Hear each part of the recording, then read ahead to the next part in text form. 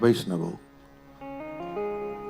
ગોવર્ધન લીલાનું દર્શન ને ગોવર્ધન લીલાનો અર્થ એ છે, મનુષ્ય જન્મ મળ્યો છે અને જીવનમાં જ્યારે જ્યારે કોઈ પણ વિપત્તિ, કોઈ પણ મુશ્કેલી માં કોઈ મદદ કરે નહીં, કોઈ આવી નહીં, ત્યારે સમજવાનું જ્યારે જ્યારે વિપત્તિ ટળી છે તો ગોવર્ધન નાથની કૃપાથી ટળી છે. હા, ભગવદ અનુગ્રહ થયો. નંદ બાબા વ્રજમાં સુંદર તૈયારી કરતા હતા. કહ્યું ને, હા, નંદ બાબા વ્રજમાં સુંદર તૈયારી કરતા હતા. કહ્યું ને, ભગવાન પીય તત્રેવ, સુંદર તૈયારી.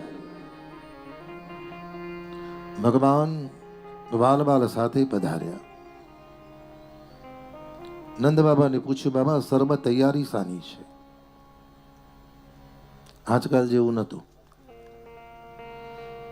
આજે તો 2-5 વર્ષનો દીકરો માતા પિતાને કઈ પૂછે કે કદાચ પૂછે, બા બાપુજી શું કરો છો, મમ્મી પપ્પા શું કરો છો?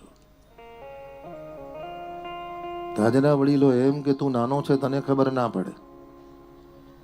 જીવનમાં ધ્યાન રાખો.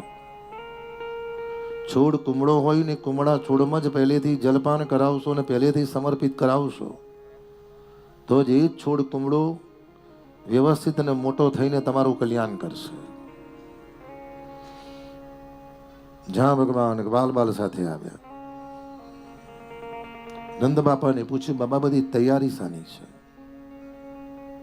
અને આમે તમે જીવનમાં જુઓ કે જીવનમાં કે ઘરમાં કોઈ પણ સારું કામ હોય ને, કોઈ પણ મંગલ કાર્ય કે કોઈ પણ કામ લઈને બેઠા હોય અને ઘરમાં કંઈક ઊંચું નીચું થાય ને કંઈક નવું થાય એટલે 2 જણને ચિંતા થાય.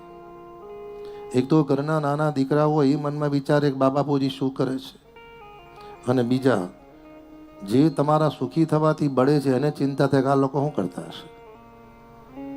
હા, આ 2 જણને ચિંતા બહુ. જગતનો નિયમ છે.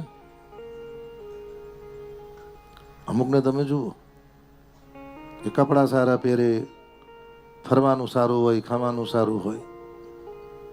અમુકને બળાપો થાય તાર એ તમને જોઈ લે તરત, આ તો જ્યારે જુઓ તાર નવા નવા કપડા, તું પહેર ને તને કોણ નાખે છે?